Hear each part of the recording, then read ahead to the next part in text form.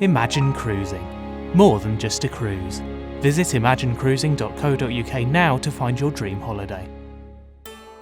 Hi, welcome to A Week in Weatherfield, the Coronation Street review show presented by two people who can't wait to see Gail make her debut as economics editor on Newsnight. Or as an MI5 spy. Yeah. I'm David Brown. And I'm Johnathon Hughes. This week's headlines: Naughty Nick, Duncan's dead, and Brian's back in business. Okay, so the big revelation of the week was that it was Nick Tilsley who swiped his grand's 80 grand. Did you see this one coming? Tut. I sort of did, because when you think about it, the Platts have spent decades kind of turning on each other and stabbing each other in the back and double-crossing each other. Yes. So when you look back, of course it was going to be one of their own. So let's have a look at these Platt spats then from down the years.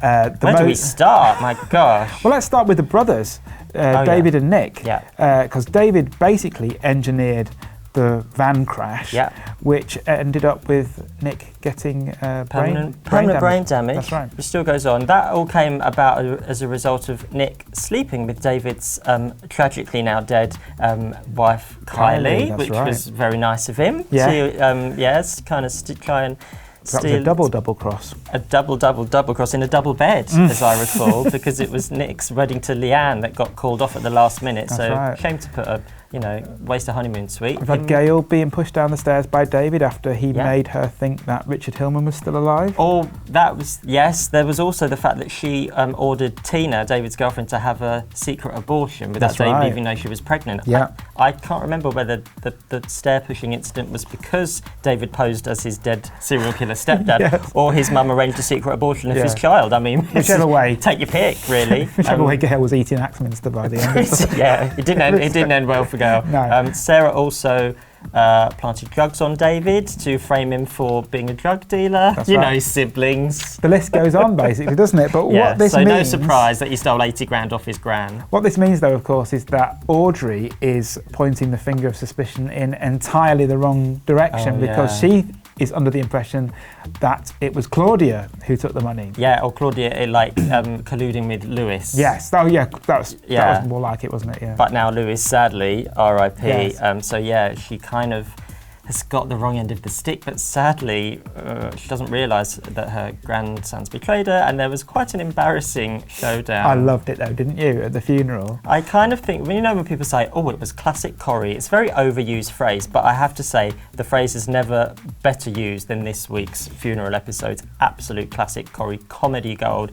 The use of the ABBA song, The Winner Takes It All, as the coffin was being, sent on its final journey. Well, you just know that there are funerals up and down the country where people are probably playing that song or, a song from Mamma Mia. So it felt very funny. But I thought the live action Lion King had been released too early. What, because of that? Yeah, it looked like Simba versus Scar, didn't it, at one point, I thought. It was a hair off. Yeah, it really was, A total hair off. Yeah. It was Battle of the Bouffons, Aude and Claude, wasn't it? Yeah. I mean, there was a lot of references to Claudia's hair this week.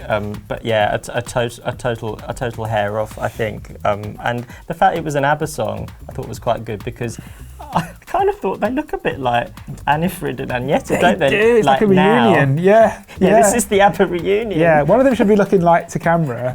They should have been looking to the side. Yeah. Yes. That would have worked, wouldn't it? That totally would have worked. Now, the problem for me, though, with this whole plot line is, so Nick is now having to give some of this money to his ex-wife, Elsa. She keeps periodically popping back, and I don't know where she is when she's not on. Is she gone back to Nottingham? Is she stayed in Manchester? Do you know where she is? She's only ever in the Underworld office having crisis talks with me. I think she's been under the desk. Carla's using her as a footstool this whole time. Is that what you're saying? I'll shift up, Nicky. We get her to go out and get us a coffee. Her only line is, I need some more money. I need some more money. That's all she gets in her script, isn't it? That's all she ever says. Where does she live? There's something about Nottingham, but she just set up home in the Underworld office in a tent. I think she's in Carla's drawer. When Carla pulls a drawer out. Whiskey. Yeah, for a whiskey when times are tough. Man's red. That's what it is. I had forgotten about Elsa, to be honest. I know they were trying to put us off the scent, but I did feel there was perhaps a lack of jeopardy in that Nick still owed this money. I kind of forgot. Yeah, who cared? Who cares? Elsa, go home to wherever you live. Well, we might have seen the last of it, and we might also have seen the last of another character. Has Duncan been killed off just when we needed him to confess and free Sally? Yeah, so this isn't looking good. I mean, on the one hand, we want Duncan out of the way. Boo, here's Duncan, he's a baddie. On the other hand, he is key to getting Sally released because he obviously knows the truth and they need this confession, but he's now unconscious on the ground, so he doesn't look like he's going to be in a position to give a confession. What if he's dead and Sally ends up in prison forever? I really felt sorry for Sally this week. I mean, that scene was quite traumatising when she got attacked. Getting beaten up. I know it was like only suggested heard. violence. Yeah, but it still sounded. I think that Sally, should she be released, should have gone kind of like all hard in prison. So she gets her own back on this Marsha and kind of goes all prisoner cell blockade. She starts wearing dungarees and slamming Marsha's hand in a steam press. Crew cut. Yeah, that should be the way forward. Always covered in bruises. Yeah, I mean, as Rambo said, to fight war, you've got to become war. And I think that's what Sally should be. Sally's mantra. Yeah, when she comes out, she should kind of go native and start living in the Red Wreck. Like a Weatherfield Rambo. Weatherfield Rambo. Bandana. Yeah. Camo, like on her face. Yeah, I think that's the way forward. Yeah. I've got to become war, Timothy. It's the only way. Yeah. Yes, I would applaud that because I want Sally to stand up for herself. Seriously though, I mean, I do think that Gina is going to play a big part in this. I think what they're doing is trying to turn Gina from like a pariah of the Metcalfe clan into a hero. Oh, to save Sally. She's going to be the one somehow. Because she's done wrong by her. Yeah, she's got to make up for that. But I think that, we know that there's going to be a death at the Underworld factory and that the roof is going to collapse in on somebody. I think that would be Gina, just as she's made amends with Sally, or just before she's made amends with Sally. Yeah, and then, that's tragic, because that could happen. Sally's got a history of being with someone in their dying moments when they're trapped under rubble. Yeah, Molly. Molly Dobbs, yeah. So this history could repeat itself. She's a bit of a kiss of death. She is. Don't go near Sally in a disaster, because you'll die and she'll survive. I know. Yeah, I did also think on this plot with Duncan and all that, slightly getting out of hand. I feel there's so much going on and I'm a bit lost. It's Duncan and it's fraud and it's prison drama and it's Gina. Undead wife. Don't forget the undead wife. Well, the undead wife. Oh yeah. Well, you know what? The undead wife. I thought that was quite funny. So the undead wife is in Costa Rica. That's right. Is that a coincidence that Costa are also sponsors of Coronation Street and have in the Victoria Street extension a shop? Yeah. It has to. It could have been Guatemala, but due to sponsorship reasons. She's only in Costa Rica. Now available in Victoria Street. Let's hope she co-operates.